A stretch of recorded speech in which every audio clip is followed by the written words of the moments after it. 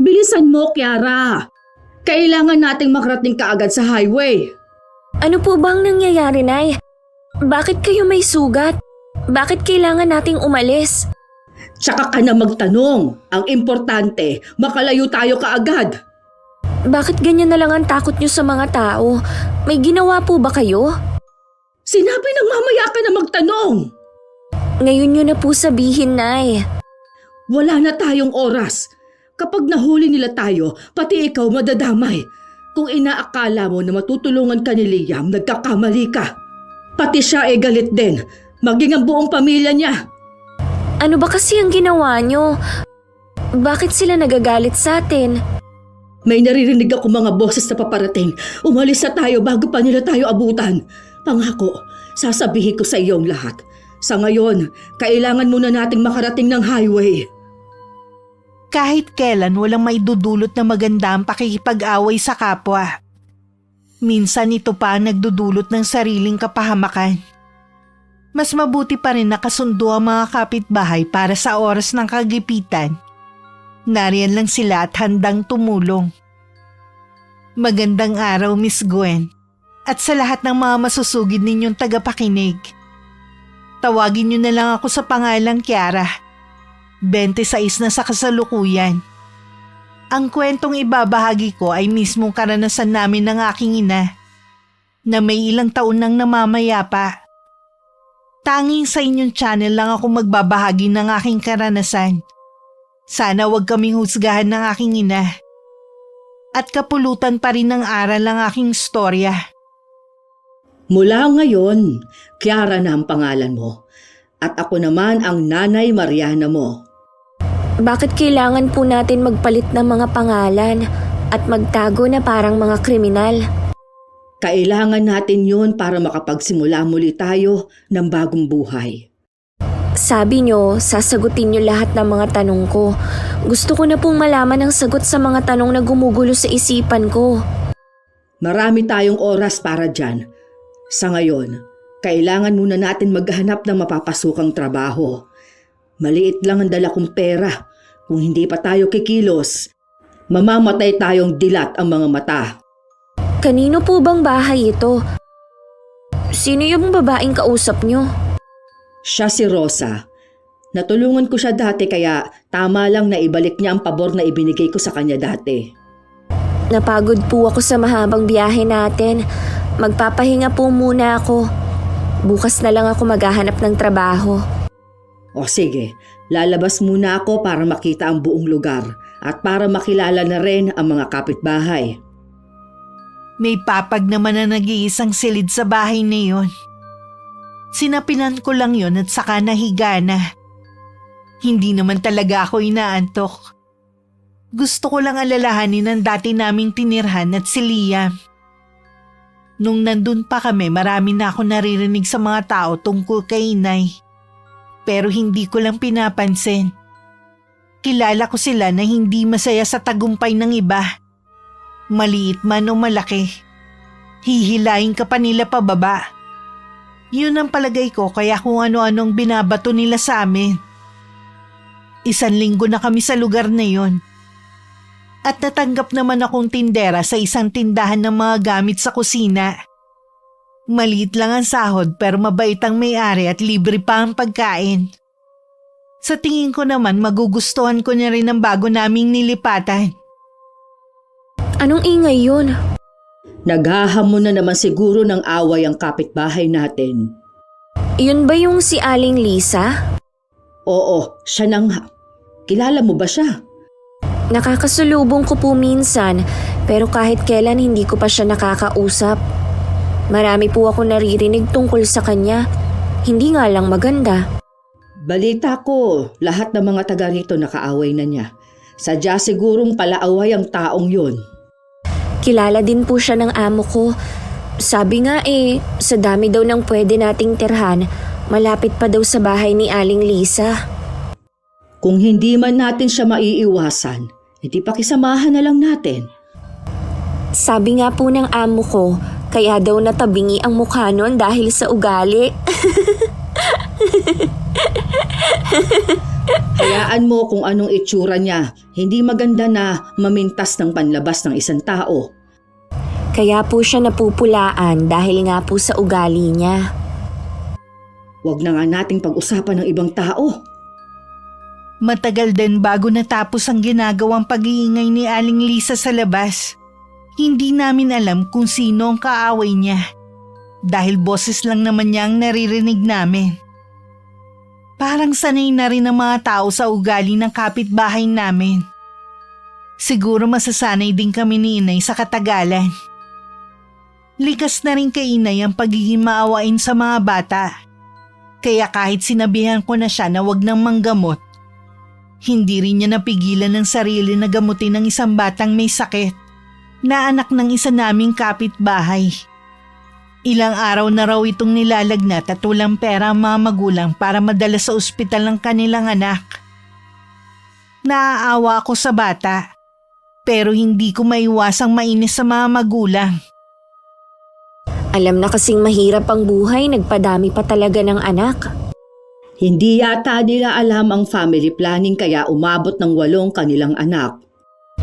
Ngayon, alam na po nila na marunong kayong manggamot. Sigurado na dadagsain kayo ng mga tao. Hindi naman siguro. Tsaka sinabihan kong mag-asawa na wag nilang ipagkakalat na ginamot ko ang kanilang anak. Mabuti po kung sumunod. Malalaman natin. Ang importante bumuti na ang lagay ng bata. Kayo lang naman po ang inaalala ko eh. Baka nakakalimutan nyo na kung bakit tayo napadpad sa lugar na to. Huwag mo nang ipaalala pa. Hanggang ngayon po, hindi nyo pa sinasabi ang totoong dahilan ng galit ng mga tao. Ang sabi nyo lang, kayo ang sinisisi sa pagkamatay ng anak ng konsehal sa atin. Alam ko po meron kayong hindi sinasabi sa akin eh. Sasabihin ko rin naman sa'yo pero hindi pa sa ngayon. Sabi na nga ba, yan na naman ang maririnig ko sa inyo. Kung tutuusin, mas maigi na ngang wala kang alam.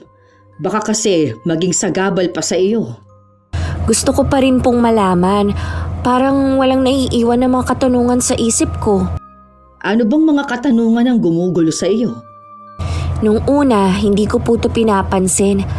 Pero mula nung tumakas tayo sa atin, naisip ko na baka totoo ang kumakalat na usapan noon sa lugar natin. Na isa akong mangkukulam. Ano po ba ang totoo? Alam nyo ba, madalas kayong ipagtanggol ni Liam noon laban sa mga nagsasalita ng masama sa inyo. Tapos sasabihin nyo sa akin nung gabing yun na galit ang buong pamilya ni Liam sa inyo. Nung gabing yon, namatay ang pinsan ni Liam. Habang ginagamot ko siya, bigla na lang siyang nangisay at lumabas lahat ng mga buhay na insekto sa kanyang bibig. Hinasisiguro ko na binarang si Eloisa pero hindi ko alam kung sino ang gumawa nun sa kanya. Iniisip po nila na kayong gumawa nun kay Eloisa? Ganun na nga, dahil sa kamay ko siya namatay. Sana po na hindi tayo umalis para malinis natin ang pangalan nyo. Paano ko malilinis ang pangalan ko kung lahat ng katibayan ay nagtuturo sa akin? Sige nga, isama mo pa ang galit ni konsehal at ang buo niyang pamilya. Hindi na sila makakapag-isip pa ng tama. Yung tungkol po sa kumakalat na mangkukulam kayo, totoo po ba yun? Hindi ko alam kung sino ang nagpapakalat nun pero totoo yon, anak. Nasa dugo natin ang pagiging mangkukulam. Pero matagal na panahon na nung huling ginamit ko ang kulam. Hindi na ako umimik ng mga oras na yon. Hinintay ko pang dugtungan ni Inay ang mga sasabihin niya. Pero hindi na rin siya nagsalita. Nang sulyapan ko siya, may luhang nangingilid sa kanya mga mata. Hindi ko alam kung para saan o kanino yon. Kahit na umamin si Inay sa akin, hindi naman nagbago ang pagtingin ko sa kanya. Iniwasan ko na lang nabanggitin ang tungkol sa tunay niyang pagkatao. May mga araw pa rin naman na naiisip ko ang mga pinagtapat niya sa akin. Sumasagi rin sa isip ko kung sa akin kaya niya ipapamana ang kaalaman niya sa kulam. Isang hapong pag-uwi ko, nadaanan ko ang kapitbahay naming si Aling Lisa. na may kaaway na naman. Umiwas na lang ako ng daan at saka hindi ko nilang pinansin na nangyayari. Parang hindi nagsasawa ang kapitbahay natin na makipag-away. Ano na naman kaya ang problema niya? Sa pagkakarinig ko kanina, yung si Malu daw, nagpa-estimate sa anak niya tapos nalaman niya kanina sa iba na nagpagawa ng bahay ng ina. Parang yun lang. Parang bubuga na siya ng apoy sa galit. Naririndi na nga rin ako eh. Kaya lang wala naman akong magagawa kundi magtiis. Tayo ang bagong salta dito. Dapat lang na tayong makisama sa mga taga rito. Nakikisama naman po tayo eh. Wala naman sigurong dahilan para awayin tayo ni Aling Lisa. Ang mga taong walang alam kundi maghamon ng away, hindi yun nakakaalam ng tamang katwiran. Ibig kong sabihin, kahit wala tayong ginagawang masama, hahanap yun ng butas para maaway tayo. Nababasa ko naman ang kilos at kung anong iniisip niya. Kaya maging handa ka lang. Sa dami po nang nangyari sa atin, baka po mapatulan ko siya kahit mas matanda siya sa akin. Huwag mo nang patulan. Ako nang bahala sa kanya. Magsumbong ka lang kapag may ginawa siya sa'yo. Dahil may ginagawa pa si Inay, ako na lang ang naghanda ng hapunan namin. Si Inay pala tuwing araw ng linggo nasa labas ng simbahan para magtinda ng mga kandila.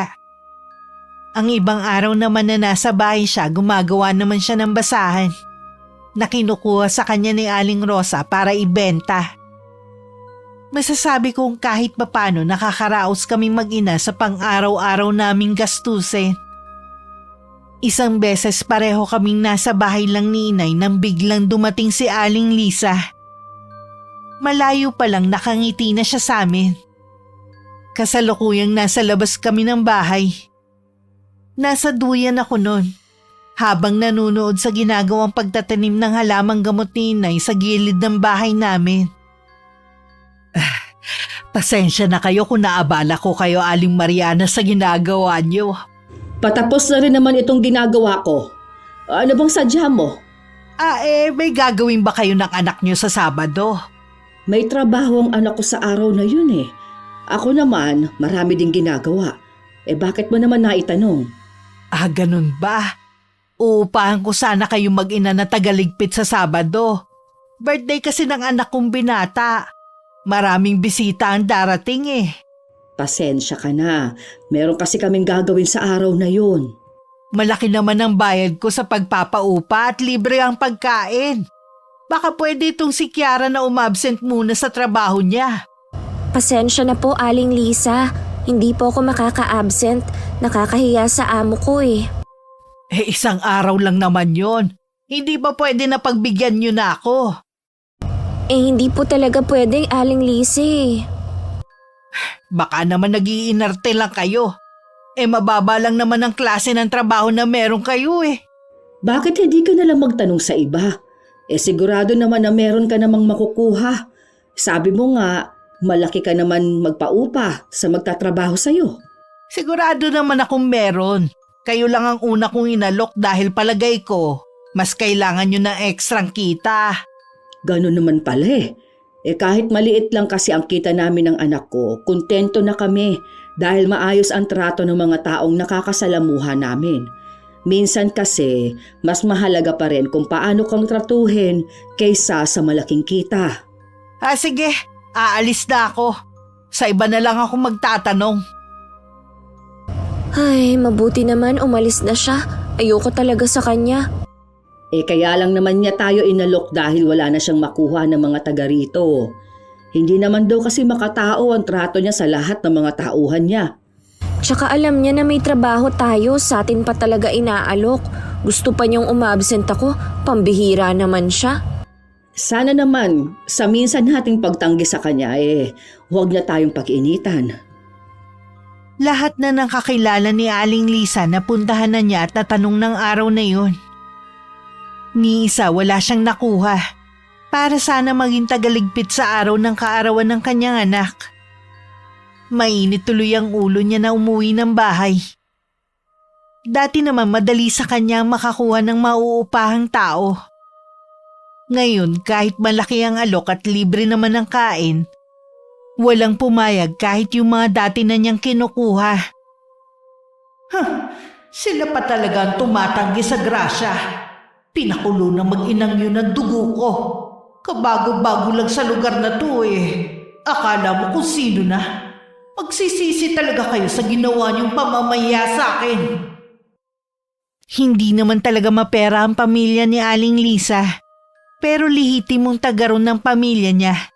At lahat ng mga anak niya na pagtapos nilang mag-asawa. Nang dumating si Lino, ang panganay niyang anak, sinabi niya rito ang tungkol sa handaan na magaganap sa Sabado sa kaarawan nito. Di ba sinabi ko naman sa inyo na ayoko maghanda? Mas gusto ko yung magsimba lang tayo, tapos simpleng hapunan lang dito sa bahay. Ang dalawa mong kapatid tuwing birthday nila lagi namin pinaghahanda ng ama mo. Kaya tama lang na ipaghanda ka rin namin. Ayoko nga po kasi ng party. Alam nyo naman na tamad akong humarap sa maraming bisita eh. Bakit ba kasi pinangungunahan nyo ako? Ikaw na nga itong bibigyan ng party, ikaw pa itong nagagalit. Hindi naman ako nagagalit pero sana nakinig na lang kayo sa akin. At saka sayang yung pera ko nagagastusin sa ganyan. Sigurado naman ako na hindi ko kilala ang karamihan sa mga bisita nyo eh. Paano yan? Nasabihan ko ng mga kamag-anak natin at kaibigan. Di sabihan nyo po uli sila na wala ng party. Ituloy na lang natin. Nasabihan ko na ang Tito Jiro mo na siya ang magluluto sa araw na yon. At i-deliver na yung baboy na kakatayin sa Biyernes. Wala po akong gagastusin para dyan. 10 kayo kukuha. Di ba sabi ko naman sa inyo na mag-iigpit muna tayo ng sinturon dahil malaki na gastos ko sa pagpapagawa ng bahay natin. Alam ko naman may pera ka dyan eh, ayaw mo lang maglabas. Ay, ayoko po makipagtalo sa inyo. Pagod na ako sa maghapong trabaho ko. Kung makapagsalita ka parang ikaw lang ang napapagod ah. Iba po kasi kapag nagtatrabaho sa labas kaysa dito lang sa bahay. Kaya nga ipaghahanda kita sa Sabado. Para makapag-relax ka. Ayaw mo naman. Ayoko nga po. Masaya na akong kasama kayong pamilya ko. Bahala ka na nga. Siya nga pala. Nakarating sa akin na inaway niyo si Aling Malu. Bakit niyo naman ginawa yun? Tapos parinig pa raw kayo ng parinig sa Facebook. Paano hindi ko aawayin pagkatapos ng ginawa niya sa'yo? Sana hindi na lang kayo nakialam. Wala naman kasi kayong alam eh. Pati ako binibigyan nyo ng kahihiyan. Sila dapat ang mahiya, hindi ikaw. Hindi lang po yung kay Aling Malu, pati sa iba. Hindi ba kayo nagsasawa na mang-away ng ibang tao? Lagi na lang kayong laman ng tsismisan eh. Ikaw ba kinakahiya mo ko bilang nanay mo? Hindi ko po kayo kinahihiya, kundi yung mga ginagawa nyo. Ganun na rin yun. Pagkatapos ng mga ginawa ko sa'yo, ito pala mapapala ko. Ang ikahiya mo. Napabuga na lang ng hangin si Lino sa inasal ng ina. Para tuloy gusto niyang pagsisiyan na inungkat pa ang bagay na yun. Lahat kasi silang magkakapatid apektado na sa ginagawa ng kanilang ina. Pati tuloy ibang tao umiiwas na sa kanila sa takot na awayin sila ni Aling Lisa. Sumapit ang araw ng Sabado. Wala naman kami nakita ni Inay na handaan kina Aling Lisa ng araw na yon. Nang dumating si Aling Rosa para kunin ang mga basahan na ginawa ni Inay, sinabi nga nitong hindi nga daw natuloy dahil ayaw ng anak. Ilang beses ko nang nakakasalubong yung si Lino. Mukha naman po siyang mabait. Mabait nga siya, katulad ng nanay niya. Minsan, tinulungan niya akong buhatin ang mga ginawa kong basahan hanggang sa sakayan ng tricycle. Mabait nga siya. Siguro nagmana siya sa ama niya. Sabi kasi mabait daw yung si Mang Jimmy. Oo, nakita ko na rin siya minsan. Ay, Para saan naman ang pagbuntong hininga mo na yan? naalala ko lang po ang tinirhan natin. Ibang-iba po kasi sa tinitirhan natin ngayon. Tsaka namimiss ko na rin po ang mga kaibigan ko doon. Di ba't sabi ko naman sa'yo, kalimutan mo na ang lugar na yon. Ayoko nang marinig na babanggitin mo ulit ang nakaraan natin. Hindi ko lang po maiwasan na hindi maalala. Kung hindi po tayo umalis doon, malamang po nag-aaral na ako. Malaki kasi ang tsansa na makasama ako sa scholarship. Talaga bang gusto mo mag-aral? Oo naman po, iba pa rin kasi kapag may tinapos. Tsaka po gusto ko rin maibigay sa inyong maginhawang buhay. Pasensya ka na anak kung nahihirapan ka dahil sa akin. Hindi ko po kayo sinisisi, Nay. Pero isa yun sa pangarap ko talaga. Naniniwala ako na matutupad mo ang pangarap na yan balang araw. Sana nga po, Nay. Kung hindi man, ay ayos lang. Basta lagi po tayong magkasama. Dahil nakatingin ako sa bukas na bintana, hindi ko napansin ang misteryosang ngiti sa labi ni Inay. Maging ang biglang paglamlam ng mga mata nito habang nakatingin sa akin. Nitong mga nakaraang gabi, dinadalahit ng matinding ubo si Inay. Sinabihan ko siya na magpa-check up at sasamahan ko siya. Pwede naman kasi sa hapon na lang ako pumasok sa trabaho. Ayos lang ako anak. May iniinom na ako dyan na herbal. Ilang araw na po kasi ang ubo ninyo eh. Baka po kailangan nyo ng maresetahan ng gamot. Baka nga hindi nahiyang sa akin ang herbal. Sige, pupunta ako sa health center mamaya. Huwag mo na akong samahan. Malapit lang naman eh. Sigurado po ba kayo? Oo naman anak. Ayokong maabala ka pa sa trabaho mo. Sige po, wag na po muna kayong gagawa ng basahan ha. Magpahinga lang po muna kayo rito. Oo anak, huwag mo na akong intindihin pa. Nang makaalis ako, sunod-sunod muling inubo ng matindi si Inay hanggang sumuka na siya ng dugo. Lingid sa akin, matagal nang may dinaramdam na sakit ang aking ina.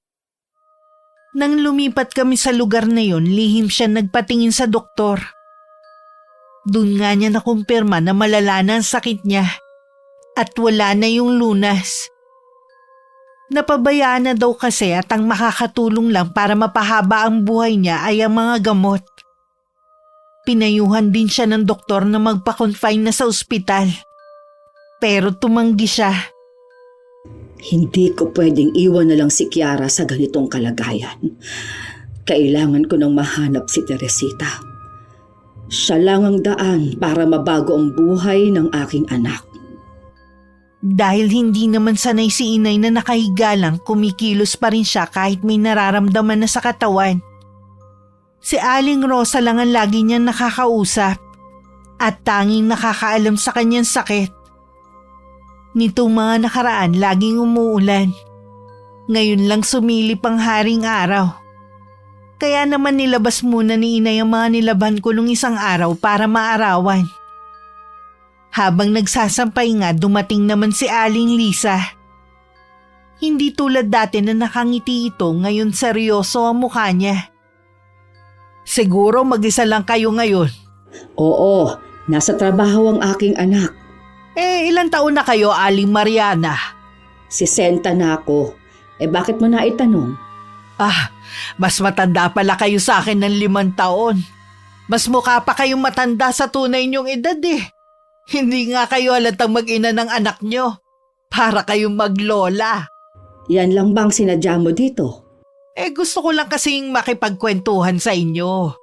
Siyempre magkapit bahay tayo. Ilang buwan na kayong naninirahan dito pero wala pa akong alam tungkol sa inyo ng anak mo. Kaano-ano niyo nga pala si Rosa? Matagal na kami magkakilala ni Rosa. Ngayon lang kami ulit nagkita pagkatapos ng maraming taon. Akala ko kamag-anak kayo ni Rosa dahil pinayagan kayong tumira dito ng anak mo. Saan ba ang probinsya nyo? Sa malayo pa kami nang galing. Malayo? Tawid dagat ba? Ay pasensya ka na Lisa. Naalala ko meron pa pala akong gagawin sa loob at saka na lang tayo mag-usap. Sige. Bakit ba pakiramdam ko meron kang tinatago? Si Rosa na lang ang tatanungin ko kung ayaw mo magsalita. May palagay si Inay na magiging tinik sa lalamunan niya si Aling Lisa. Dahil kilala ang ugali ng babae sa lugar namin, alam niyang hindi kami titigilan nito. Kailangan mag-isip ng paraan si Inay kung paano mababaling sa iba ang atensyon ng babae. Kahit masama ang pakiramdam tuwing may pumupunta para magpagamot kay inay, naglalaan siya ng oras. Yun nga lang, hapong-hapo siya pagkatapos. Dapat, Nay, hindi po muna kayo naggagamot. Tingnan nyo, naghahabol kayo ng pahinga. Para kayong kandilang nauupos eh. Kita mo nga na bata ang ginamot ko eh. Hindi ko kayang tiisin na makitang nahihirapan siya. Kesa naman po na kayo ang mahirapan. Pwede naman kayong manggamot kapag magaling na kayo eh. Kaya din siguro hindi mawala-wala ang ubo nyo dahil sa pagod. Huwag mo na akong sermonan. At hindi mo rin naman ako mapipigilan sa ginagawa ko. Sasagot pa sana ako nang may tumatawag sa labas ng bahay. Nang sumilip ako, si Aling Lisa pala. Kahit hindi ko pa siya pinapatuloy, kusa na siyang pumasok. Nakita pa niya na nakaupo si inay sa upuang kawayan. May kailangan po ba kayo, Aling Lisa? Nabalitaan ko kasi na marunong palang manggamot ang nanay mo. Magpapagamot sana ako eh. Ilang araw na kasing masakit ang likod ko. Masama din po kasi ang pakiramdam ni inay. Kita naman po ninyo, kinakapos po siya ng paghinga. At isa pa, bata lang po ang ginagamot niya. Totoo ba ang sinasabi ng anak mo, Aling Mariana? Bata lang talaga ang ginagamot mo. Totoo ang sinasabi ni Kiara. Hindi na rin kasi ako ganong kalakas para gamutin ang lahat ng may sakit. Nag-aksaya lang pala ako ng oras sa pagpunta rito eh. Akala ko pa naman gagaling na ako. Ipinagyayabang ka pa naman ni Lita na mahusay. Kung si Lita ang nagsabi sa'yo, malamang na nasabi niya na bata lang talaga ang ginagamot ko. Nabanggit ko sa kanya yon dati. Wala siyang nababanggit na kahit ano. Kung sinabi niya, hindi na ako para mag-aksaya ng panahon ko sa pagpunta rito. Nakikiusap po ako. Kailangan na po ng inay na magpahinga. Bastos ka rin, no? Kita mo nga nag-uusap pa kami ng nanay mo eh. Hindi mo kailangan sigawan ng anak ko. Bastos eh. Palibhasa kasi walang pinag-aralan. Hindi nga yata nakatuntong ng high school tong anak mo eh. Nakatapos naman po ako. Bakit ganyan ang asal mo? Ikaw ang bastos, Lisa. Nakakalimutan mo na yatang narito ka sa pamamahay namin. Alam ko. Baka kayo ang nakakalimot na dayo lang kayo rito. Hindi kami nakakalimot. Kaya nakikisama kami sa mga taga rito. Nakikisama daw. Hindi nga kayo marunong pakiusapan eh. Kung masama pa rin ang loob mo dahil tinanggihan ka namin, nagpaliwanag na kami noon. Hindi naman pwede. Nahihinto kami sa ginagawa namin para lang pagbigyan ka. Baka alis na nga. Baka kung saan pa mapunta ang usapan na to. Ay, salamat naman at umalis na. Tara na po, Nay. Magpahinga na po kayo sa kwarto natin. Huwag mo na lang dibdibin ang mga sinabi niya. Opo, Nay. Mula ng araw na yun, kami na ang naging target ni Aling Lisa.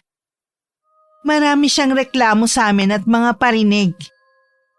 Para siyang batang hindi lang napagbigyan tapos matindi na ang tantrum. Nung una hindi na lang namin pinapansin.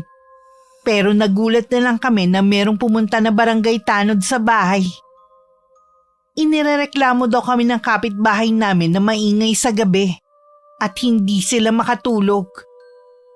Matindi kasi ang ubo ni inay sa gabi. Dahil siguro sa gabi malamig ang panahon. Ipinaliwanag ko naman ng maayos sa may edad ng lalaki. Naunawaan naman kami at humingi pa ng dispensa sa abala sa amin. Alam ko kung anong naglalaro sa isipan mo. Huwag mo nang ituloy pa. Kakausapin ko lang naman po eh. Yung mga ganong tao, hindi marunong pakiusapan. Sumusobra na po kasi siya. Alam ko. Meron ngang sinasabi si Rosa. Marami daw tinatanong sa kanya si Lisa tungkol sa atin. Mukha daw malaki ang pagdududa sa atin. Ano po ang sabi sa kanya ni Aling Rosa? Sinabi lang naman niya na iisang probinsya kami at doon kami nagkakilala. Hindi ako natatakot na ilalaglag tayo ni Rosa. Nay, ano po bang ginawa niyong pabor kay Aling Rosa? Bakit ganun na lang pong pagtulong niya sa atin at tiwala niyo sa kanya? Ilang beses ko na kasing tinulungan si Rosa noon sa pamamagitan ng kaalaman ko sa kulam. Sa tagal na panahon, ngayon lang ako humingi ng pabor sa kanya. Kung may iba lang nga tayong mapupuntahan ayoko na dito. Sabi nga ng amo ko, ibang klase daw talaga yung si Aling Lisa Kapag nakursunadahan kanya na awayin, hindi kanya titigilan. Huwag niya akong subukan dahil kapag napuno ako sa kanya, may kalalagyan siya sa akin. Alam ko po na kaya niyong saktan si Aling Lisa, pero huwag kayong gagawa ng isang bagay na pwedeng magpahamak sa atin. Pipigilan kong sarili ko hanggat kaya ko, basta't huwag ka lang masasaktan. Habang naglalakad ako pa uwi, may dala akong pinamili gaya ng kalahating tray ng itlog at mga gulay. Nagulat na lang ako nang biglang may bumangga sa akin. Nabitiwan ko ang mga pinamili ko at muntik na rin ako matumba. Nang lingunin ko ang taong bumangga sa akin, nanlaki ang mga mata ko. Si Aling Lisa pala. Hindi ka kasi tumitingin sa dinadaanan mo. Ang luwag po ng kalsada, nabangga niyo pa ako. Sinadya niyo yata Hoy, Kiara! Huwag mo kong pagbibintangan, ha? Ikaw tong tatanga-tanga Anong sinabi niyo? Hindi mo ba narinig ang sinabi ko, ha? Hindi ka lang pala tanga. Bingi rin. Naalala ko nga palang sinabi niyo sa akin noon na para bang hindi ako nakapag-aral. Kayo ba nakapagtapos? Oo naman, no. Hindi lang ako kung saan nag-aral. Produkto ko ng private school. Ganun naman pala Bakit yung ugali niyo asal kanal? Dinaig niyo pa ang mga taga-kanto sa dumi ng lumalabas sa bibig niyo. Mabuti pa nga sila, alam ang salitang respeto. Kayo, puro kayabangan lang sa katawan ng alam. Bawiin mo yung mga sinabi mo, kundi magsisisi ka. Bakit? Napapahiya kayo sa mga nakakarinig, ha? Alam nila na totoo ang sinasabi ko. Hindi lang nila masabi ng harapan kasi alam nila kung paano pa rin rumispeto sa kapwa.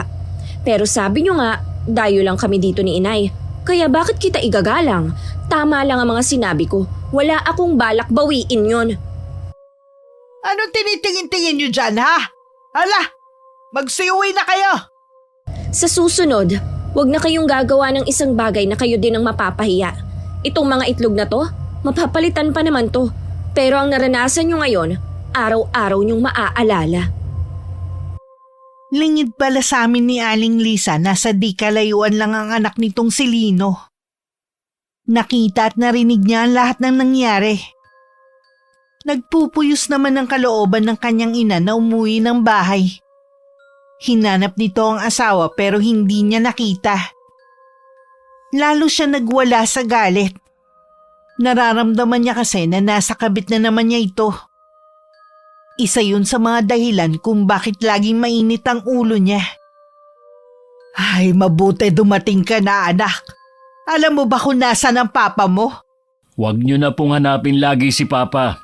Uuwi din naman yon kung kailan niya gusto Parang hindi na bahay ang tingin niya dito sa atin Hindi naman na talaga. Kung ako sa inyo, tanggapin niyo na lang na wala na sa inyo ang puso ni Papa. Oo, alam ko. Dahil nandun na sa kabit niya. Kasalanan niyo rin naman kung bakit nabaling sa ibang babae ang pagtingin ni Papa. Bakit ko naman kasalanan, ha? Ako ang asawa niya. Alam namin pero hindi niyo ginampanan ang tungkulin na yon. Dahil mas abala kayo sa pakikipag-away niyo. Katulad kanina. Tama bang banggain niyo yung babae, ha? Para naman kayong bata Nakita mo pala yun. Marami pa akong nasaksihan sa mga ginagawa niyo sa mga kapitbahay natin. Ako na lang talagang nahihiya. Oo, inaamin ko. Sinadya kong banggain ng malditang yun. Narinig mo naman siguro kung anong mga sinabi niya sa akin. Walang preno ang bibig niya. Totoo naman kasi mga sinabi niya. Huwag niyong ipagyabang na nakatapos kayo kung ganyan din lang namang kagaspang ang ugali niyo sa ibang tao. Kahit kailan talaga, hindi mo man lang ako makampihan. Nanay mo ko. Minsan naiisip ko na dapat pinisil ko na lang ang ilong mo nung sanggol ka para hindi ka nabuhay ngayon. Ganyan niyo ako tratuhin, kaya hindi na ako nagtataka kung gaano kayo kasama sa ibang tao. Hindi mo naman kasi ko naiintindihan. Lagi ka nalang kumakampi sa mga taong hindi mo naman kadugo. Baguhin niyo kasi ang ugali niyo. Wala naman kayong mapapala eh. Kay Papa kayo galit, pero binubunto niyo sa ibang tao. Kawawa naman ang iba na hindi lumalaban sa inyo. Wala kang karapatang utusan ako, ha? Kaya manahimik ka na lang kung hindi naman maganda ang sasabihin mo. Tumahimik na lang si Lino at hindi na nakipagtalo. Kahit nagagalit siya sa mga ginagawa nito, hindi rin niya maiwasang mag-alala na may makatapatang ina sa ginagawa nito. Naniniwala kasi siya na lahat ng masamang gawin sa kapwa may balik na karma. Samantala nagtataka naman si inay na basag lahat ng itlog na dala ko. Sigurado na may kinalaman si Lisa. Ayos lang naman po kung nabasag lahat ng itlog. Nakaganti naman ako sa kanya sa inabot niyang kahihiyan kanina. Siguro naman sa ginawa ko na pamamahiya sa kanya, hindi niya na tayo guguluhin pa. Ano ba ang sinabi mo sa kanya? Isang bagay na tuwing makikita niya ako, lagi niyang maaalala. Hindi tama na ganun kataas ang tingin niya sa sarili niya dahil lang sa may tinapos siya. Sana nga, huwag na siya manggulo. May iba nga pala ako. Gusto mo ba mag-aral? Opo, Nay. Alam niyo na yun ang pangarap ko. Sa pasukan makakapag-aral ka na. Piliin mo ang kurso na gusto mo. Talaga po, Nay? Pero saan naman po tayo kukuha ng pera? Meron akong kaibigan na gusto kang pag-aralin. Binanggit kasi kita sa kanya at ang kagustuhan mo makapagtapos. Ang bait naman po ng kaibigan niyo, Nay. Kailan niyo ba siya naging kaibigan? Matagal na. Hindi ka pa ipinapanganak. Nay, ano po bang magiging kapalit ng pagpapaaral sa akin ng kaibigan niyo? Walang kapalit ang pagtulong sa iyo ni Teresita. Yun po bang pangalan ng kaibigan niyo? Oo, anak. Mayaman ang pamilya ni Teresita at may 2 siyang anak na babae na tapos na sa pag-aaral at may maganda ng trabaho ngayon. Sana po makilala ko siya. Mangyayari yun balang araw pero hindi pa sa ngayon. Basta anak, pagbutihin mo ang pag-aaral mo. Yun lamang ang may pamamana ko sa iyo kahit hindi mismo sa aking bulsa galing ang pagpapaaral sa iyo. Nay, di totoong pangalan kong gagamitin ko. Oo, iha. Sa palagay ko naman hindi na tayo masusundan ng mga taong naghahanap sa atin. O baka nga, huminto na sila. Salamat po, Nay, ha? Dahil gumawa po kayo ng paraan kung paano ako makakapag-aral. Tandaan mo, anak, mahal na mahal kita. Lahat ay gagawin ko para sa iyo. Nagulat pa ako sa sinabing yun ni inay. At lalo na nang niyakap niya ako ng mahigpit. Hindi kasi showy si inay sa nararamdaman niya. Madalas seryoso siya at masungit pa nga minsan. Nahihiwagaan man sa ikinikilos ni inay. Mas nanaig pa rin sa akin ng excitement na sa wakas makakapag-aral na ako. Sana lang hindi ko pa nakakalimutan na napag-aralan ko noon. Ilang taon din kasi akong nabakante. May ideya na pumasok sa isip ko. Bibili ko ng segunda manong mga libro at habang naghihintay ng pasukan, magbabasa-basa muna ako. Isang hapon pag-uwi ko wala si inay sa bahay namin. Malapit nang dumilim noon nang dumating siya. Saan po kayo nanggaling, Nay? Kinalita lang. Ilang araw na kasing nilalagnat ang pobre. Dinalhan ko lang ng herbal na lagi nating iniinom kapag tinatrangkaso tayo. Nakipagkwentuhan na rin ako sandali. Uso po yata ang sakit ngayon eh. Kanina po kasi hindi rin pumasok ang amo ko dahil may trangkaso din. Oo nga, uso nga ang sakit ngayon. Pero si Lita kasi pagkatapos maarawan, naulan na naman nung hapon. Nagtabas daw kasi siya sa paligid ng kapilya. Nakakaawa nga kasi ang ibinayad lang daw sa kanya sa maghapong pagtatrabaho, 100 piso. Ano po? Upa sa pagtatabas 100 lang? Sino naman ang walang pusong nagbayad sa kanya ng ganon? Si Lisa ang umupa sa kanya. Ang mali naman ni Lita, hindi muna siya nagtanong. Hindi naman daw niya kasi akalain na ganun lang ang ibabayad sa kanya. Wala talaga siyang konsensya. Nung nagpapadagdag nga daw siya pa ang inaway. Ang dami na agad sinabi sa kanya. Ang kaya lang naman niya yung mga hindi lumalaban sa kanya. Pinayuhan ko na lang si Lita na wag nang tanggapin ang kahit na anong trabahong ipagagawa nito. Hayaan niyo na lang kako siya maglinis ng kapilya nila. Nakaramdam din ako ng awa kay Aling Lita. Mabait kasi to at lagi pang masayahin kausap. Sa pagkakaalam ko, siya nag-aalaga sa mga apo. Habang parehong nagtatrabaho ang mga magulang ng mga bata.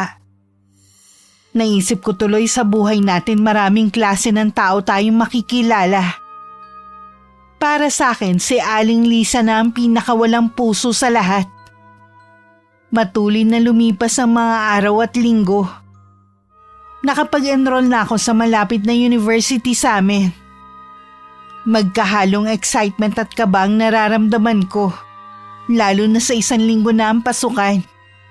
Nagpaalam na rin ako sa mabait kong amo. At natuwa siya sa magandang kapalaran ko. Excited ka na siguro anak sa pasukan. Opo, at may halo ring kaba. Normal lang yan. Basta't pagbutihin mo at huwag ka munang tatanggap ng manliligaw ha. Mag-focus ka muna sa pag-aaral mo. Opo, Nay. Hindi ko sasayangin ang ibinigay sa aking oportunidad.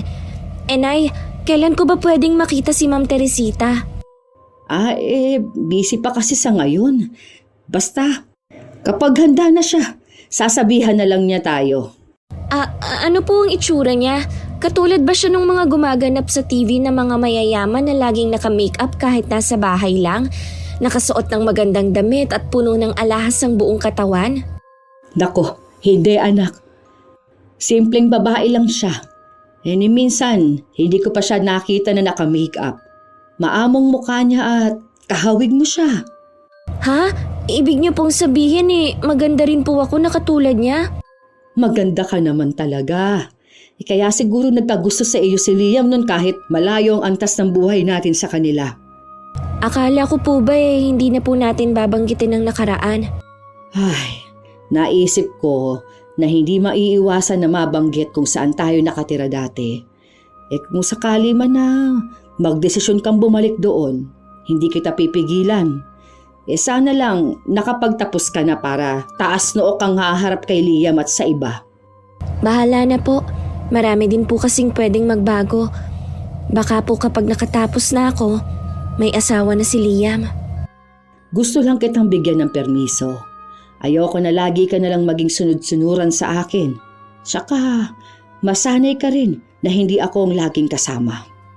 Para pong may kakaiba sa pagsasalita ninyo. Marami lang akong napagtanto nitong mga nakaraang araw. Sana pala noon ko pa ito ginawa. Katulad po ng ano? Sana hindi ko nalang hinadlangan ang kagustuhan mong makapag-aral noon. Di sana ngayon, magtatapos ka na. Siguro po ito ang nakatakdang mangyari sa akin. Hinihingal na naman ako. Magpapahinga na lang muna ako sa kwarto ha. Talaga po bang magaling na kayo?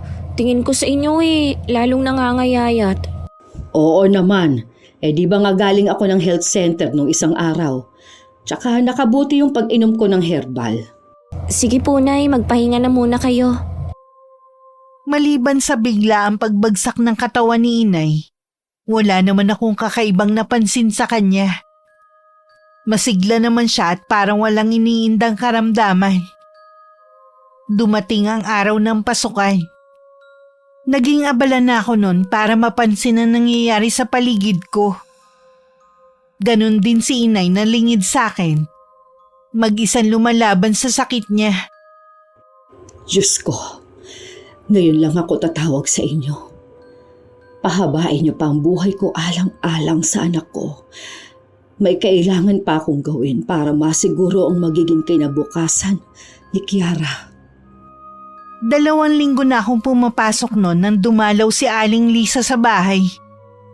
Si Inay lang ang nadatnan niya. Naabala sa pamimitas ng mga halamang gamot na kanyang tanim.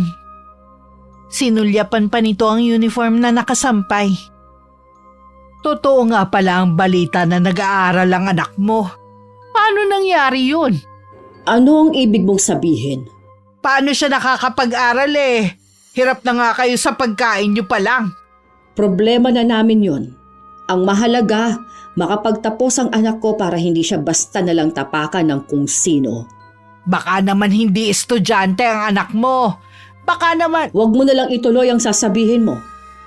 Tignan mo na lang ang uniform ng anak ko at kung saan siya nag-aaral. Madali lang naman manghiram ng uniforme at sabihin na nag-aaral eh. Alam ko rin ang logo kung saan siya nag-aaral kuno. Kaya nagdududa ako kung totoo nga ang sinasabi mo. Huwag mo na lang kaming pakialaman pa para hindi ka na namumroblema. Bakit ko naman kayo po problemahin eh? Mga kapitbahay ko lang naman kayo. Wala akong pakialam sa inyong mag-ina. Kung ganon, anong ginagawa mo dito sa harapan ko? Wala ka naman palang pakialam pero nakikipagtalo ka. Napadaan lang naman ako kaya naitanong ko na rin. Hindi naman sa ipinagtatabuyan kita ha. Marami pa kasi akong gagawin. Kailangan ko pang ilaga ang mga halamang gamot na ito. Napapansin ko lagi nyo na lang akong pinagtatabuyan eh. Kailangan mong intindihin na hindi lahat ng tao ay katulad mo na maraming oras. Sige, aalis na ako. Salamat naman at umalis na rin. Nakakaramdam na naman ako ng sobrang pagod. Lingid sa amin ni Inay, inalam pala ni Aling Lisa sa eskwelahan na pinapasukan ko kung dun ako nag-aaral. May pamangking kasi siya na dun din pumapasok. At yun ang inutusan niya. Dahil totoong pangalan ang ginamit ko, walang nakuhang impormasyon tungkol sa akin. Salamat, Iha. Pasensya ka na sa abala, ha? Tama talaga ang hinala ko na sinungaling ang mag-inang yun. Wala kaming kamalay-malay na kung ano-ano na ang pinagkakalat ni Aling Lisa na paninira laban sa akin. Dahil dayo lang kami, mas marami ang naniwala sa kanya. Dahil nangako ako kay Inay na puro pag-aaral lang ang iisipin, hindi ko nalang pinapansin ang malilisyosang tingin na ibinibigay sa akin ng mga tao. Kailangan kong magtapos. Yun ang paulit-ulit kong sinasambit sa utak ko. Dahil kilala na mabait si Inay at marami na rin siya natulungan sa lugar. Meron din naman ang nagmamalasakit sa amin katulad ni Aling Lita. Sinabi nito ang mga ginagawa ng kapitbahay namin. Aling Mariana? Ano ginagawa mo riyan? May hinihintay ka ba? Inaabangan talaga kita. Ganitong oras ka daw lumalabas. Kung may kailangan ka sa akin, pwede mo naman akong puntahan sa bahay ko. Bakit kailangan mo pa akong abangan dito? Ano ang ipinapakalat mong maling impormasyon tungkol sa anak ko? Hindi ko alam ang sinasabi mo. Huwag mo nang ipagkaila pa. Alam kong ikaw lang ang pwedeng gumawa noon. Ganyan ba katindi ang galit mo sa amin ni Kiara? Tigilan mo nga ako, ha? Sa tingin mo kaya mag-aaksaya ako ng panahon sa inyong mag-ina, ha? Pinag-aaksayahan mo nga ng panahon ng pakikipag-away sa mga taong hindi lumalaban sa'yo. Kaya umamin ka na. Huwag mo nang ipagkaila pa. Wala akong aaminin sa'yo. Tsaka, bakit ba nagagalit ka sa kumakalat at chismis tungkol sa anak mo? Kung hindi yun totoo, baliwalain mo na lang. Hindi ko babaliwalain ang chismis na ikaw ang may kagagawan. Sinisira mong reputasyon ng anak ko. May anak ka ring babae. Kung sa kanya kaya gawin yon, matutuwa ka kaya? Malabo mangyari ang sinasabi mo. Ang layo naman ng anak ko kay Kiara. Oras na hindi mo bawiin ang ipinapakalat mo, pagsisisihan mo ang ginawa mo. Huwag mo nga akong pinagbabantaan, ha? Hindi nga sabi ako nagpapakalat na bayarang babae ang anak mo. Sige lang, magsaya ka. Darating din ang sandali na pagdurusahan mong lahat ng mga ginawa mo. Talagang ginagalit mo ako, ah! Mabuti naman umalis na siya. Sinira lang niya ang araw ko. May lakad ng araw na yun si Aling Lisa pero hindi na lang siya tumuloy. umuwi na lang siya sa bahay nila. Nagtaka naman si Lino kung bakit bumalik agad ang ina. Bala kasi nitong puntahan ng kabit ng asawa sa bago nitong nilipatan. Dun dapat siya mag-e-eskandalo at ipapahiya ang babae ng mister. Oh, bakit po kayo bumalik? Nagbago na ba ang isip nyo? Hay nako, nabuisit kasi ko kaya hindi na ako tumuloy. Sino naman po nagpainit ng ulo nyo? Sino pa ba? Di ang kapitbahay natin. Sina Aling Mariana at Kiara? Wala nang iba. Aba, inabangan ba naman ako ng Mariana na yun malapit sa terminal ng tricycle? Pwede naman akong puntahan dito sa atin eh. Uy, ano po ang pakay niya sa inyo? Ako ang pinagbibintangan niya na nagpapakalat ng chismis tungkol sa anak niya. Tingin ko naman totoo ang balita eh. Inalam ng pinsan mo kung dun nga nag-aaral ang babaeng yun. Wala naman daw record dun eh. Bakit naman kailangan nyo pa kasing gawin yan? Wala naman dapat kayong pakialam sa kanila eh. Nagtataka lang naman kasi ko kung bakit nakakapag-aral ang babaeng yun eh. Kulang pa ang kinikita nila sa pagkain araw-araw. Marami pong paraan para makapag-aral ng isang tao. Pwedeng dahil sa scholarship. Magastos pa rin ang magpaaral. Sa pamasahe pa lang mamumulubi na sila. Ay, mulubi na nga pala sila. Hinusgahan nyo na agad ang mag-ina batay sa kung ano lang ang nakikita nyo. Hindi ko sila hinuhusgahan. Yun naman talaga ang totoo eh. Tsaka nung tanungin ko si Mariana, bakit hindi niya masagot ang tanong ko kung paano nakakapag-aral ang anak niya? Kung totoo ngang estudyante si Kiara o hindi, hindi na sana kayo nakikialam sa kanila. Naghahanap lang kayo ng gulo eh. Talaga bang ayaw nyo ng tahimik na buhay? Matagal na ako nagtitimpi sa mag-inang yun na akala mo kung sino.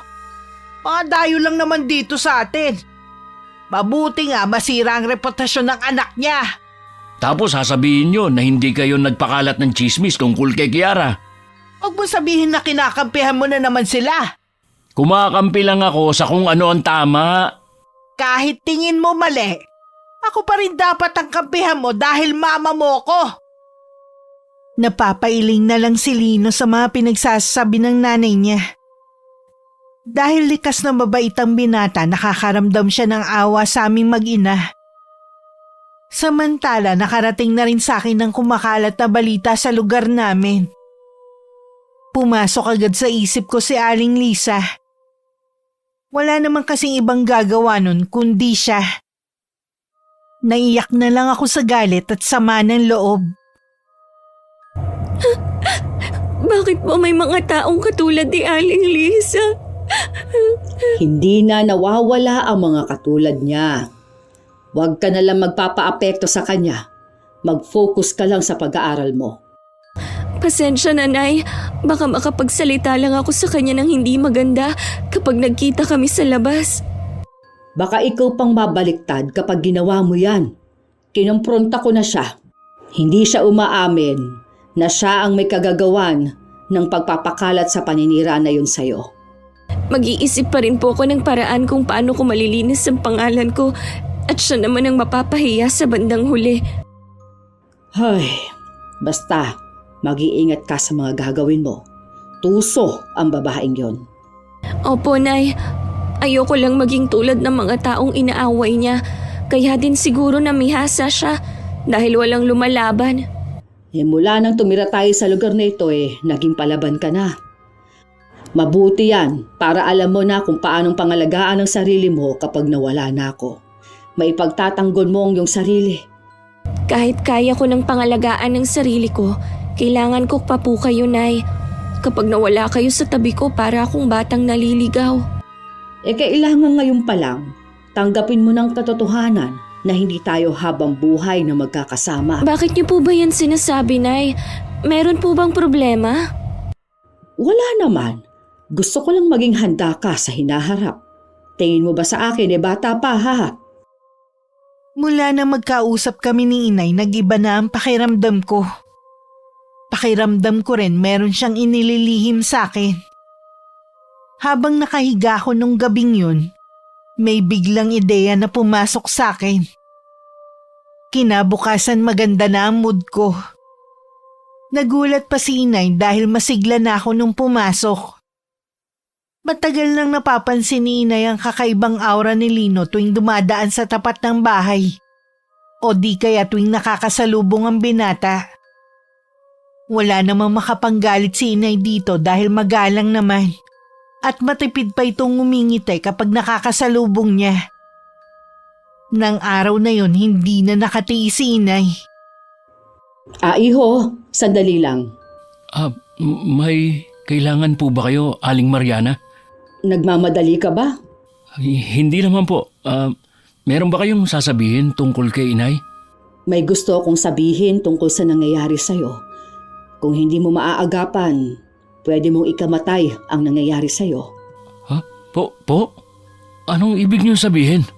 Alam ko na mahirap paniwalaan ang sasabihin ko pero nagmamalasakit lang ako.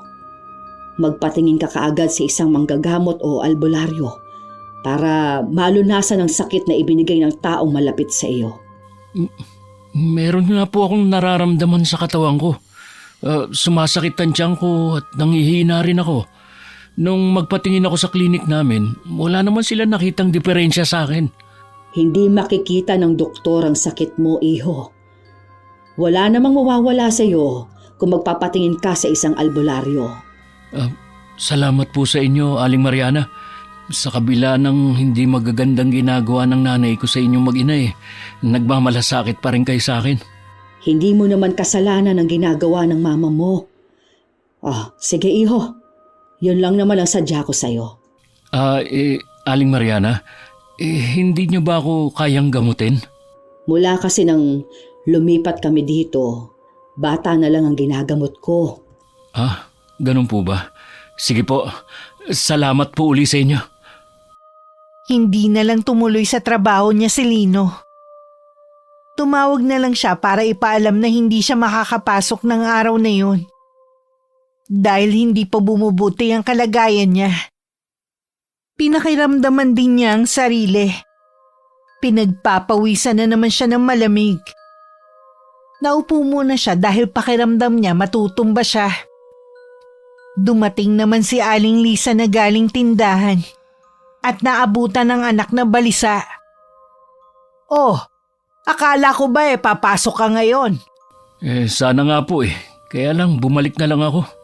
Masama pa rin kasi pakiramdam ko Tingin ko may nakain ka lang na nakasama sa tiyan mo. Wala ka rin kasing ingat sa kinakain mo Ang naalala ko lang, may nagbigay sa akin na kasamaan ko sa trabaho na pagkain. Nagtaka nga ako dahil alam ko na galit siya sa akin. May kakilala ba kayong albularyo? Bakit naman albularyo ang kailangan mo? Dapat sa doktor ka pumunta. Yun po kasi ang sabi ni Aling Mariana Ano naman ang kinalaman ng kapitbahay natin sa nangyayari sa'yo? Siya nagsabi sa kakaiba kong sakit. Hindi rin daw doktor ang kailangan ko. Nagpapaniwala ka naman sa sinasabi ng matandang yon. Tumayo ka riyan at sasamahan na kita sa doktor. Hindi nga po doktor ang kailangan ko, kundi isang albularyo. Saan naman ako maghahagilap ng albularyo sa lugar na to, ha? Ang huling albularyo na kilala ko Nabatay na, bata ka pa. Pwede po bang magtanong-tanong kayo sa mga kakilala o kamag-anak natin?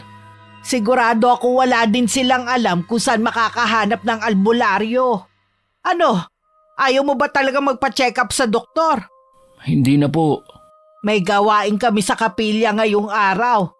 Hindi kita masasamahan dito sa bahay. Magpahinga ka na lang muna. Total ayaw mo magpadala sa doktor. Pinilit namang magpahinga ni Lino pero habang tumatagal sumasakit lalo ang tiyan niya. Panay na rin ang suka niya at nagdidilim na rin ang kanyang paningin. Gusto sana niyang tawagan ng mga kapatid pero malayo ang trabaho ng mga yun. Baka bago pa makauwi malala na ang kondisyon niya. Ang ama naman niya siguradong abala yun sa kabit nito. Susubukan ko na lang humingi ng tulong kay Aling Mariana. Ayoko na wala man lang akong gawin. Kahit nanginginig ang mga tuhod, pinilit niyang tumayo at maglakad papunta sa bahay namin. Parang alam naman ni Inay ang pagdating ni Lino. Lumabas siya ng bahay at sinalubong na ang lalaki. Nagkataon na nasa bahay din si Aling Rosa. Tumulong na rin ang babae para madala sa loob ng bahay ang binata. Sa mahabang upuan na kawayan na lang nila pinahiga ito. Pasensya na po kayo, Aling Mariana, kung naabala ko kayo. Wala po kasi akong kasama sa bahay ngayon eh. Nakita ko ang dubaan ng mama mo kanina. Sinabi mo ba sa kanya? Opo. Kaya lang wala siyang alam na albularyo eh. Ay, sige. Susubukan na lang kitang pagalingin, ha? Dito ka lang. Kukuha lang ako ng mga halamang gamot na ipaiinom sa iyo. Kailangang mailabas ang lason sa katawan mo. Maraming salamat po. Alam ko na mapapagaling niyo ko. Lumabas na si Inay para manguha ng halamang gamot na tanim niya sa gilid ng bahay namin. Sumabay na si Aling Rosa dahil kailangan na rin niyang umuwi. Pumunta lang naman siya para manghingi ng halamang gamot para sa may sakit nitong asawa. Nang pumasok si Inay sa bahay, naabutan niyang namimilipit sa sakit ang binata. Matapos maisalang ang halamang gamot, binalikan niya ito. At saka hinilutan siya. Sobrang tigas nito at may nakakapa siya na parang bato. Napansin naman ni Lino ang pag-iling ni Inay. Bakit po, Aling Mariana? Ilang araw na pala itong lason sa katawan mo. Nabuo na ito na parang bato. Kaya sobrang sakit ang nararamdaman mo. May pinaghihinalaan na po ako kung sino may gawa nito. Isa sa mga katrabaho ko na may galit sa akin. Hindi lang galit. May kasama na ring inggit ang taong yun kaya niya nagawa ito sa'yo. Magbabayad sa akin ng taong yun. Wala naman akong atraso sa kanya para gawin ito. Hindi mo rin siya mapapaamin. Iwasan mo na lang siya para hindi ka na mapahamak pa sa susunod. Sandali. Kukunin ko na lang ang halamang gamot na pinakuluan ko. Tiisin mo lang ha, dahil kasing pait yun ng apdo. Nang malasahan ni Lino ang pinaglagaan ng halamang gamot, halos mamilipit siya sa sobrang pait. May kakaiba rin yung amoy na walang katulad. Pero itinuloy pa rin niyang inumin ng isang baso nun. Ilang sandali lang naramdaman na lang niya na parang babaligtad na ang sikmura niya. Sunod-sunod na ang pagsuka niya ng malapot at buo na likido na kulay itim. Malansa rin ang amoy nun. Hinang-hina siya pagkatapos. Nailabas ko na kaya lahat ng lason? Pakiramdam ko pati mga laman loob ko sasama ng palabas eh. Oo, iho. Nailabas mo ng lahat. Salamat naman at naagapan ng pagkalason mo. Salamat sa Diyos at sa inyo po. Maya-maya lang manunumbalik na rin ang sigla mo. Pwede ka na rin makauwi sa inyo. Habang nasa kapilya naman si Aling Lisa, iniisip niya ang anak. Akala niya sandali lang siya pero inabot na ng tanghalian, naroon pa rin siya. Marami kasing tinatalakay sa kanila si Pastora. Nang hindi na makatiis, nagpaalam siyang uuwi muna sa isa sa mga kasama. Dinahilan niya na kailangan niyang dalhin sa ospital ang anak. Habang pauwi nakita niya ako nakasama ang mga kaklase ko. Ang isa sa mga kasama ko kakilala niya. Nang magtama ang mga mata namin, umiwas siya ng tingin. At tuloy-tuloy lang na naglakad na parang hindi ako kilala. Pagdating sa bahay nila, hindi niya naabutan si Lino. Saan kaya siya nagpunta? Hindi kaya nagpunta na siya sa doktor? Kailangan matawagan ko siya para masundan ko sa ospital. Nakailang tawag na si Aling Lisa pero hindi sinasagot ng anak ang tawag niya. Sinubukan na rin niyang tawagan ng asawa at ang dalawa pang anak pero ganun din. Hindi rin sila sumasagot. Sa inis, naihagis niya ang hawak na cellphone sa sofa. Wala talaga maaasahan sa kanila. Ito namang asawa ko malamang nasa bahay ng kabit kaya ayaw sumagot. Nasaan ka na ba, Lino? Dapat hindi ko siya iniwan eh. Siya na nga lang ang nagmamalasakit sa akin. Ang dalawa niyang kapatid lagi namang kumakampi sa ama nila. Baka pati siya mawalan na rin ng amor sa akin. Paano na ako? Sinubukan ulit tawagan ni Aling Lisa ang anak pero ganun pa rin. Puro ring lang ang kanyang naririnig. Balak na sana niyang lumabas para hanapin ito at ipagtanong sa mga kapitbahay kung meron nakakita sa binata. Tsaka naman ito umuwi. Saan ka ba nagpunta ha? Kanina pa kita tinatawagan ayaw mong sagutin. Pasensya na. Naiwan ko dito yung cellphone ko eh. Baka naka-silent kaya hindi mo naririnig na nandito lang. Halika na. Pumunta na tayo sa ospital ngayon din. Para ano?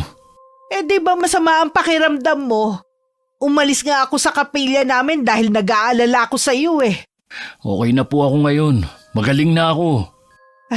Galing ka na ba sa doktor? Galing po ako kay Aling Mariana. Napagaling na po niya ako.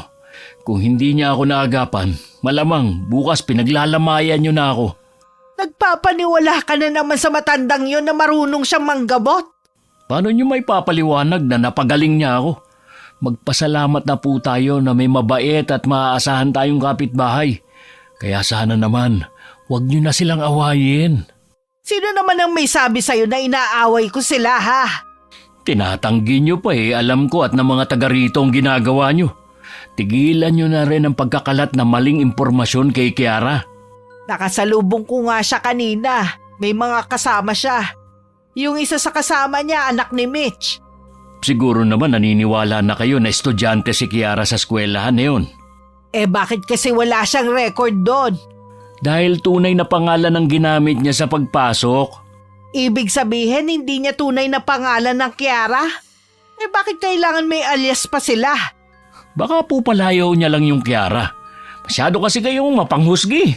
Ngayon na napatunayan nyo na at nang iba pa na mali ang kumakalat at chismis, kayo lang naman ang napahiya O ngayon, kayo naman ang pagchichismisan. Subukan lang nila na pag-usapan ako. Palilintikan sila sa akin. Nakikiusap ako sa inyo. Tigilan nyo na ang mag-ina. Utang ko kay Aling Mariana ang pangalawa kong buhay. Malaki talaga ang paniniwala mo na matandang yun ang nagpagaling sa'yo. Palay mo naman na wala kang sakit. Simpleng sakit lang ng tiyan. Tapos kunwari lang ang panggagamot niya sa'yo para magkaroon ka ng utang na loob sa kanya. Ako ang nagkaroon ng sakit. Alam ko na hindi lang simpleng pananakit ng tiyan ang nangyari sa akin. Magaling si Aling Mariana. Napagaling niya ako. Akala ko nga mamamatay na ako kanina Mabuti na lang talaga. Pinilit kong makarating sa bahay niya. Alam ni Lino na hindi pa rin naniniwala sa kanya ang ina. Hinayaan na lang niya. Umaasa na lang siya na balang araw magbabago rin ito. Kinabukasan, pagpasok niya nalaman niyang umalis na sa trabaho ang kasamahan na may galit sa kanya. Mas lalo niya na sigurong ito nga talaga ang naglason sa kanya. Sa pag-alis ng katrabaho, nagkaroon naman siya ng peace of mind. Samantala, lalo naman nagalit si Aling Lisa sa aming mag-ina. Hindi niya matanggap na sa aming kumakampi ang anak niya. Marami na rin kasi ang nakikisimpatya sa amin. Hindi matanggap nito na siya ang lumalabas na masama. Bakit ba ang aga mong manggulo sa bahay namin? Ano? Bahay niyo? Patira lang kayo dito ni Rosa. Sige na, nakikitira lang kami dito. O ano bang kailangan mo? Sino ba kayo mag-ina? Bakit kailangan palitan ng mga pangalan niyo? Hindi ko alam ang sinasabi mo. Huwag ka na magsinungaling pa. Kaya pala hindi makita ng pamangking ko ang pangalan ng anak mo. Dahil tunay na pangalan ang ginamit niya sa pagpasok sa eskwelahan. Di inamin mo na rin na ikaw ang nagpakalat ng paninira sa anak ko. Oo, ako nga. Napakayabang kasi ng anak mo Dayo lang naman kayo rito. Bakit ba? Ganoon na lamang ang kainit ng dugo mo sa amin ng anak ko, ha? Nagtanong ka pa talaga? Ang mabuti pa, umalis na kayo mag-ina. Lumipat na kayo ng ibang bahay. Wala kang karapatang paalisin kami dito. Sumusobra ka na talaga. Kapag hindi pa kayo umalis, aalamin ko lahat ng tungkol sa inyo. Malakas ang kutob ko na meron kayong tinatago na mag-ina. Ikaw ang umalis sa pamamahay ko. Baka hindi ako makapagtimpi sa'yo. At kung ano lang ang magawa ko. Ikaw pa talaga may ganang pagbantaan ako, ha? Kapag sinabi ko, ginagawa ko. Ano magagawa ng isang matandang katulad mo sa akin, ha? Mukha ka ng uugod-ugod. Hindi mo ko kaya kung hahamunin mo ko. Baka nga pati tunay mong edad binago mo eh. Tingin ko kasi sa'yo nasa 80 na. Nagulat si Aling Lisa sa biglang ginawa ni Inay. Malakas kasi siyang itinulak at natumba sa lupa. Hindi agad siya nakakibod dahil sa pagkabigla. Dahil sa pagkakatama ng balakang, hindi rin siya nakatayo agad. Sabihin mo sa akin, ganyan ba ang lakas ng isang 80 na ang edad? Sinisiguro ko sa'yo, Lisa, hindi mo ako kakayanin kahit magpisikalan pa tayo.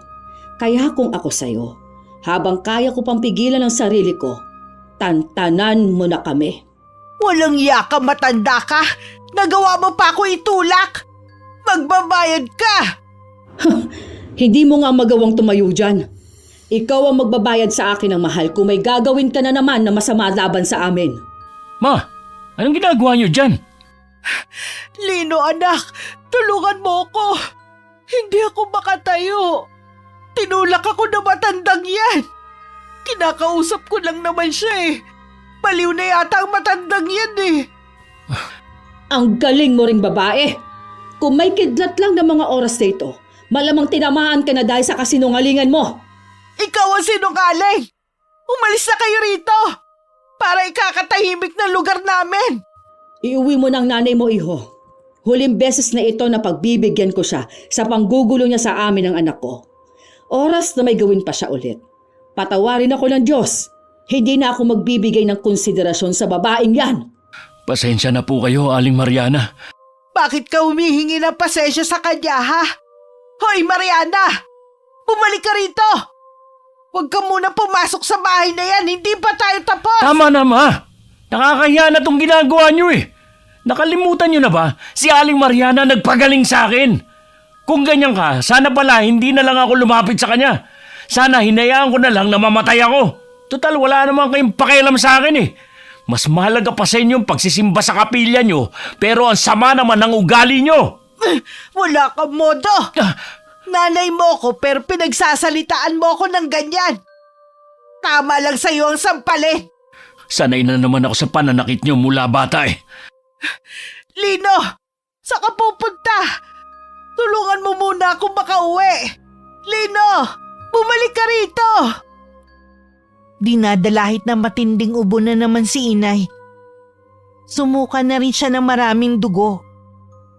Alam niya hindi na magtatagal ang buhay niya. Tinatanggihan na rin ng katawan niya ang mga iniinom na gamot. Kaya puro herbal na lang ang iniinom niya.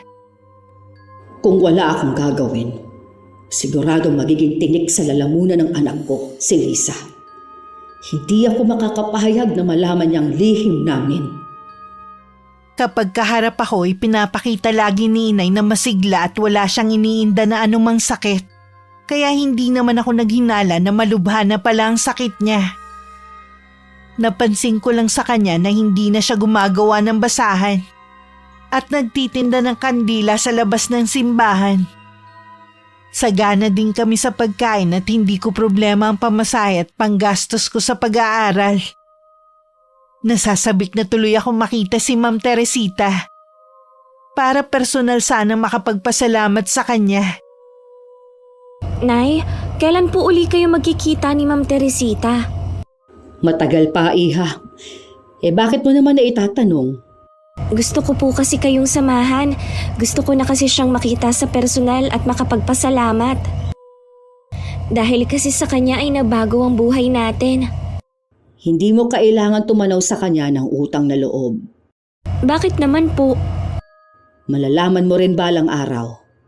Ay siya nga pala, nabanggit ko kay Teresita ang tungkol sa problema sa kapitbahay natin dito. Nag-aalala rin siya sa iyo kaya nagmungkahi siyang lumipat tayo ng bahay. Matagal ko na po talagang gustong lumipat ng bahay. Kaya lang, saan naman? Kaya ba nating umupa kahit maliit na kwarto? Kung talagang gusto mo nang umalis dito, maghanap ka ng bahay na maliit malapit sa pinapasukan mo. Huwag mong alalahanin ang pagbabayad sa upa. Huwag niyo pong sabihin na si Ma'am Teresita din po ang magbabayad. Oo, iha. Gusto kasi niya na maging komportable ka. Hindi rin kasi siya mapapalagay dahil alam niyang meron tayong kapitbahay na walang alam lang gawin kundi ang makipag-away. Ang bait naman po ni Ma'am Teresita. Kahit ano yatang hilingin natin, ibibigay niya agad eh. Siya na lang yata ang ganon. Sinabi rin niya, lahat ng kailangan at gusto mo, sabihin mo lang. Ibibigay niya. Nay, baka naman po balang araw maningil siya sa atin ha. Ako na mismo ang nagsasabi sa iyo, hindi siya maniningil dahil wala kang utang na loob sa kanya. Kahit po kayo lang ang nakikipag-usap sa kanya, sa akin pa rin napupunta ang ibinibigay niya. Natural na tumanaw ako ng utang na loob sa kanya. Wala kang dapat bayaran sa kanya. Ang gawin mo, mag-aral ka mabuti.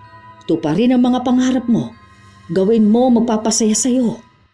Opo, Nay. Magtatanong na lang po ako sa mga kaklase ko kung may alam silang mga paupahan. Sabihan mo ako agad. Halos 1 linggo na ring iniinda ni Aling Lisa ang balakang niya. Nahihirapan kasi siya sa pagbangon tuwing umaga sa higaan. Ganon din sa paglalakad. Naisip niyang tingnan ng likod at baka namamaga nga. Ganon na lang ang gulat niya na makita ang malaking pasa. Ganon ba kalakas ang pagkakabagsak ko sa lupa? Para naman akong pinalo ng tabla sa laki ng pasa. Bakit habang tumatagal lalo to sumasakit imbis na mawala? May sa demonyo yata ang matandang yun eh. Tuwing tatangkain niya na lumabas ng bahay lalong sumasakit ang balakang niya. Pakiramdam niya pinipiga yun. Ilang araw na tuloy siyang nasa loob lang ng bahay. Nawawalan na rin siya ng ganang kumain dahil lagi lang naman siyang mag-isa. Si Lino naman lagi na lang gabing-gabi na umuwi. Pero nang gabing yun, hinintay ni Aling Lisa ang anak. Para sabihan na wag munang pumasok at samahan siya magpa-check up. Sige po, sasamahan ko muna kayo bago ako pumasok sa trabaho bukas. Baka kasi napasama ang pagkakabagsak ko sa lupa eh. Kung hindi nyo na po kaya yung sakit, tama lang na magpatingin na kayo sa doktor. Salamat anak ha, hindi mo ko iniiwan. Mas pinili pa ng 2 mong kapatid na bumukod na lang. Samantalang ang laki ng bahay natin. Ang ama nyo naman, wala na talaga yatang balak umuwi dito sa bahay eh. Nakausap ko po ng masinsinan si Papa. Ayaw na daw niya makisama sa inyo. Mas pinili na niya talaga ang babaeng niyo kesa sa pamilya niya. Pagkatapos ng lahat ng mga sakripisyo ko sa kanya at sa inyo, ito pa pala mapapala ako. Aminin niyo rin kasi mga pagkakamali niyo. Huwag niyo nang pairali ng pride. Alam ko sa sarili ko na naging mabuti akong asawa at ina. Wala akong ginagawang masama. Bahala kayo kung yan ang paniniwala niyo. Mabuti pa, magpahinga na kayo. Kumapit kayo sa akin. Aalalayan ko na kayo. Buong gabing hindi makatulog si Aling Lisa. Hindi rin niya mailapat na maayos ang likuran dahil kumikirot ang balakang niya. Magdamag din siyang nakadapa lang. Pakiramdam din niya parang pumipintig ang bahaging yun na kumikirot. Nang kapain niya, may nahawakan siyang malagkit. Kahit hirap tumayo, pinilit niya para makita sa salamin. Nang makita nga niya na nagnanana ang malaking pasa sa kanyang balakang, napatili naman siya. Nagising naman agad si Lino na nasa kabilang silid lang. At agad na pinuntahan ng ina.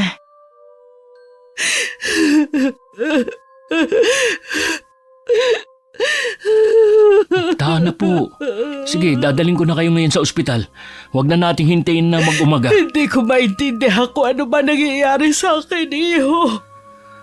Doktor lang ang makakapagsabi kung ano ba nangyayari sa inyo. Kasalanan to ng matandang yon. Humanda siya sa akin, sasampahan ko siya ng kaso. Huwag na po muna yan ang isipin nyo. Anak, pwede mo bang tignan ang likod ko? Para kasi may gumagalaw eh. Tiningnan naman ni Lino ang likod ng ina. Ganun na lang ang takot niya nang makita ang napakaraming uod na gumagalaw sa sugat ng ina. Parang babaliktad ng sikmura na iniiwas na lang niya ang tingin dito. Ang ilan pa nga sa mga yon naglaglagan na sa higaan. Anong meron? Bakit parang naduduwal ka dyan?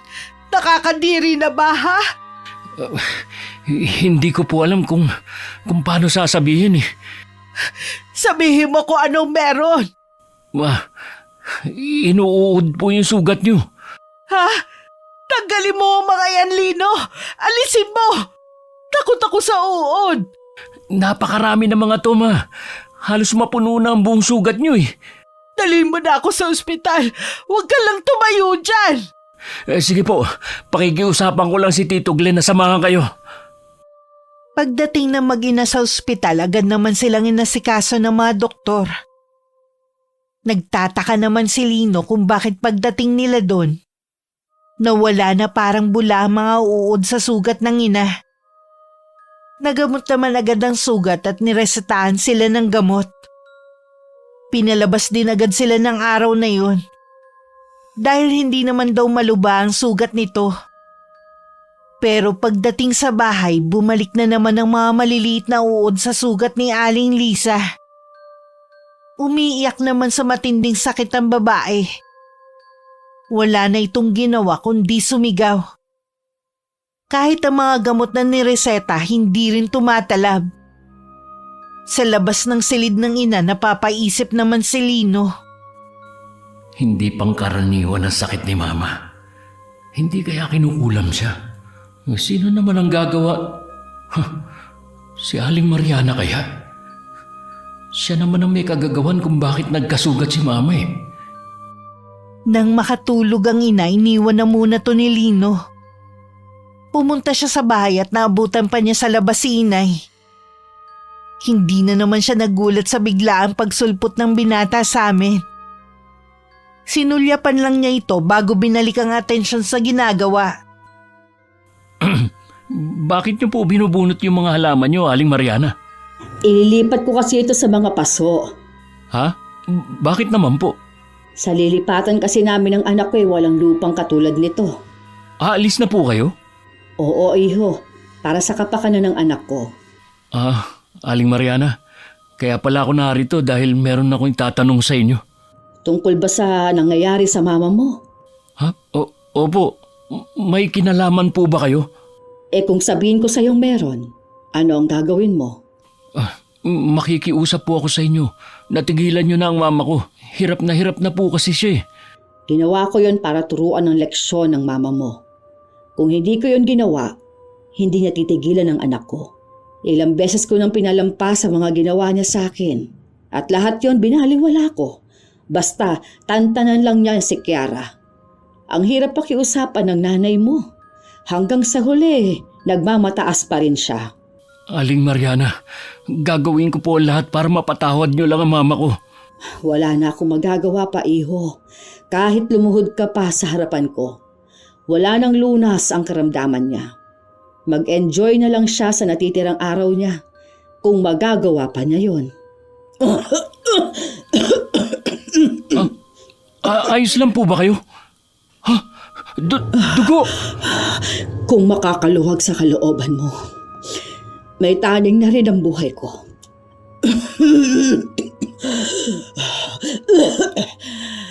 Ilang buwan na lang o baka swertehin pa akong umabot ng 1 taon. Itong buhay ko. Sabihin mo sa mama mo na magkita na lang kamo kami sa impyerno. Bigo na umuwi si Lino sa kanilang bahay. Kinausap din niya ang ama at 2 kapatid na anumang oras pwedeng bawian ng buhay si Aling Lisa. Lahat sila hindi umalis sa tabi nito. Bakas din sa kanila ang lungkot. Kailangan pa pala na magkasakit ako ng malubha para makumpleto tayo bilang pamilya. Kung alam ko lang sana, noon ko pa hiniling na magkasakit ako. Salamat na rin natatupad ang huli kong kahilingan na makita at makasama ko kayo.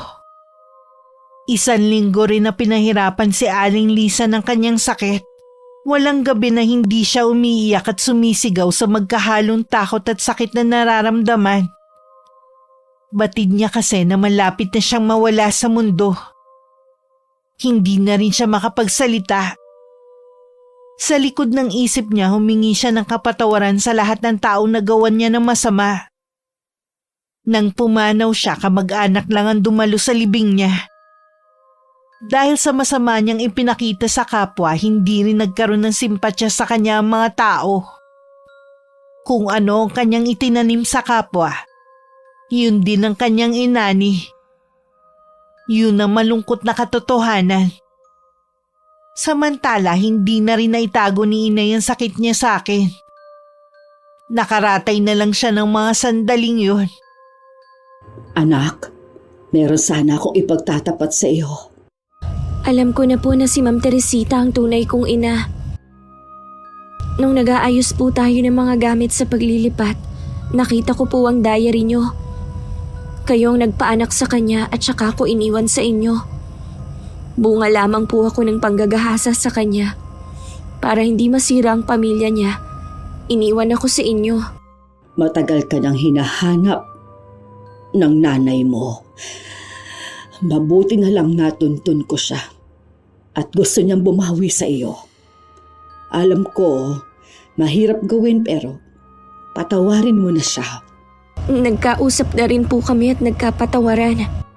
Matiwasay na akong aalis dahil alam ko na maiiwan kita na nasa mabuting kalagayan. Pero Nay, kayo po ang kailangan ko, hindi ang material na pwedeng ibigay ng tunay kong ina. Hindi ko rin gustong iwan ka. Kung alam mo lang na ginawa ko ang lahat para magtagal pa itong buhay ko, siguro parusa na rin ito sa akin dahil sa mga nagawa ko noon.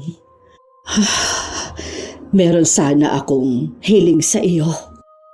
Ano po yun, Nay? Yung libretang itim ko at mga ginagamit ko sa kulam. Gusto kong isama mo sa libingan ko. Gusto kong sa akin na magtatapos ang kaalaman ng pamilya ko sa itim na karunungan. Opo, Nay. Huwag ka nang malungkot, anak. Pwede bang ipabaon mo sa akin ang maganda mong ngiti? Nay, hindi ko kayang mawala kayo sa akin. Mas gugustuhin ko pa po yung dati nating buhay. Kahit mahirap, basta magkasama tayo.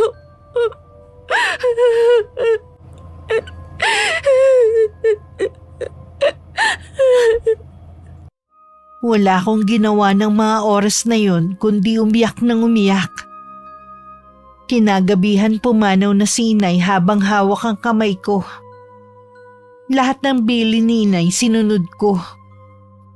Tuwing wala akong pasok sa eskwelahan, lagi kong dinadalaw ang puntod niya. Panahon na lang siguro ang makakapagsabi kung kailan mawawala ang lungkot at pangungulila na nararamdaman ko. Lahat ng pangarap naming dalawa tinupad ko, Miss Gwen. Mas pinili ko na rin mag-solo. Sa kabila ng gusto ko rin makasama ang aking tunay na ina at mga kapatid. Mas mabuti pa rin talaga na mamuhay na mabuti kesa masama. Dahil ang paniningil ng karma mas malupit sa inaasahan natin.